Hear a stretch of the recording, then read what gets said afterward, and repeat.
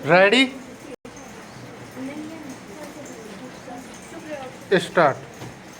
अगर हमने कभी किसी को गपशप में डूबे हुए देखा हो तो गौर करने लायक बात यह होती है कि उनके चेहरे अलग ही आभा और जिज्ञासा से भरे हुए नजर आते हैं। कुछ देर से लेकर घंटों तक का पता नहीं चलता और वक्त खूबसूरती के साथ गुजरता है। हालांकि गपशप को 3 प्रकार में विभाजित किया जा सकता है: तटस्थ, सकारात्मक या नकारात्मक। शोध हमें बताते हैं कि गपशप का अधिकांश हिस्सा तटस्थ होता है। यह दूसरों से जुड़ने के लिए सूचनाओं का आदान प्रदान होता है। संसार में लगभग 80% गपशप तटस्थ होती है। सकारात्मक बातचीत वह होती है जब एक जैसे वातावरण में सबके मिलते जुलते अनुभव हों। मिसाल के तौर पर किसी महंगे शॉपिंग मॉल से लौटकर वहां की खरीदारी या किसी रेस्तरां से लौटकर उसकी तारीफ पर गपशप। नकारात्मक गपशप किसी को बदनाम करने के लिए होती है, इससे दूर ही रहना चाहिए। हमें गपशप इतनी मज़ेदार क्यों लगती है? एक कारण यह है कि मनुष्य सामाजिक प्राणी है। दूसरे शब्दों में कहें तो लोगों को अपने समाज और परिचितों के जीवन में दिलचस्पी होती है। दरअसल गपशप अगर नकारात्मक न हो तो यह गलत नहीं होती। अक्सर हल्की फुल्की बातचीत करते करते कुछ न कुछ उपयोगी और ज़रूरी जानकारी भी मिल जाती है। कुछ समय पहले एक फिल्म में संवाद सुना था कि यारों के साथ गपशप तन मन को रुई सा हल्का कर देती है। दार्शनिक तुंग ने कहा है कि जिस बात से जीवन सुंदर बनता है वह करने में हिचकिचाहट नहीं होनी चाहिए। गपशप एक प्रयास रहित बातचीत होती है जो मन को तनाव मुक्त करके तरोताज़ा करती चली जाती है। सकारात्मक हार्मोन का स्राव शुरू हो जाता है।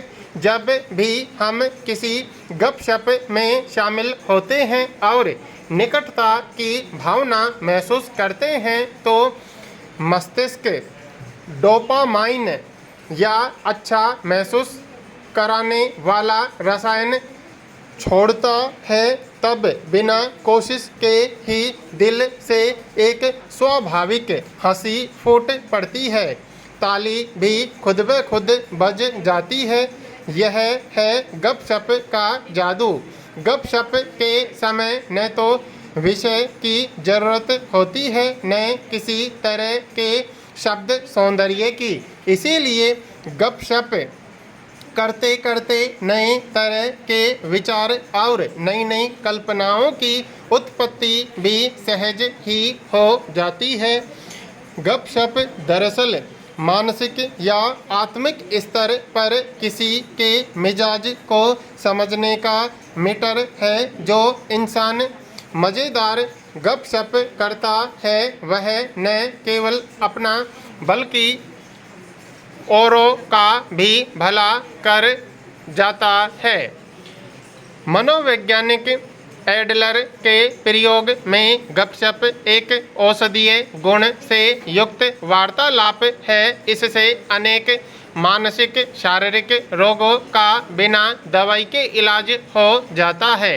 अक्सर देखा गया है कि हम सबके मिजाज का बैरोमीटर बहुत कम अंतराल पर बदलता ही रहता है।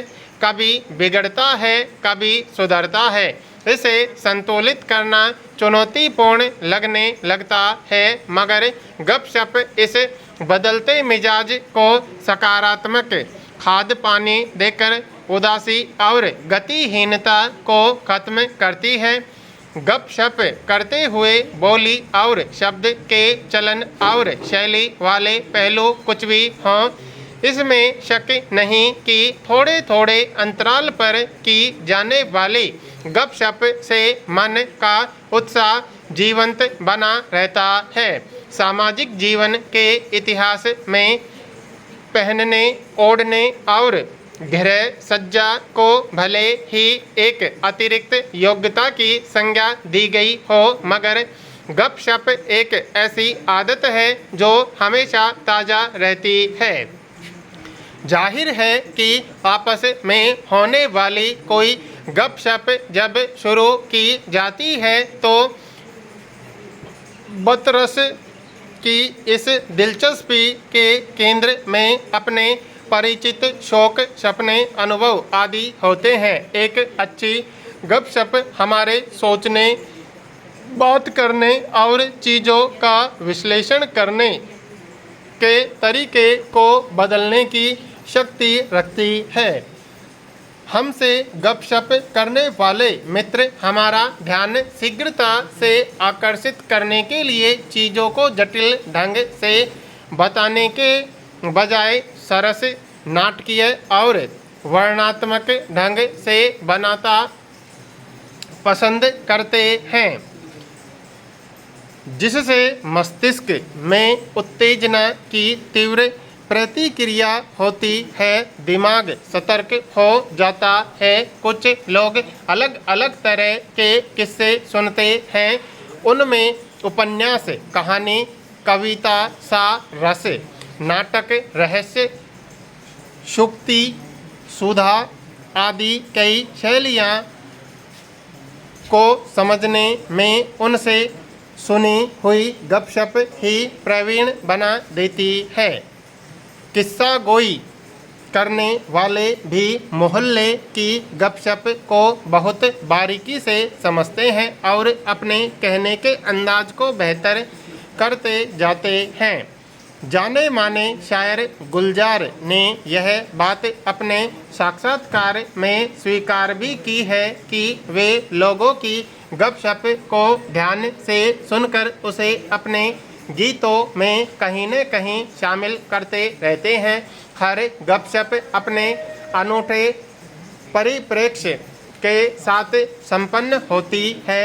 अगर हम बातों के रसिया तथा औरों की गपशप को सुनने के भी शौकीन हैं तो हमें अपना दृष्टिकोण बनाने में मदद मिलेगी। इस दुनिया में बहुत सारे लोग धीर गंभीर चोले को पहनकर अपने इर्द गिर्द खोखलापन बुन देते हैं। उनके लिए गपशप करना बेवकूफ़ी और समय की बर्बादी है। ऐसे लोगों को अपनी मानसिक सेहत और गपशप करने वालों की हाजिर जवाबी की तुलना करनी चाहिए। सकारात्मक गपशप करने वालों के खिले चेहरे और साफ दिल उनसे कहीं अधिक ही सेहतमंद मिलेंगे।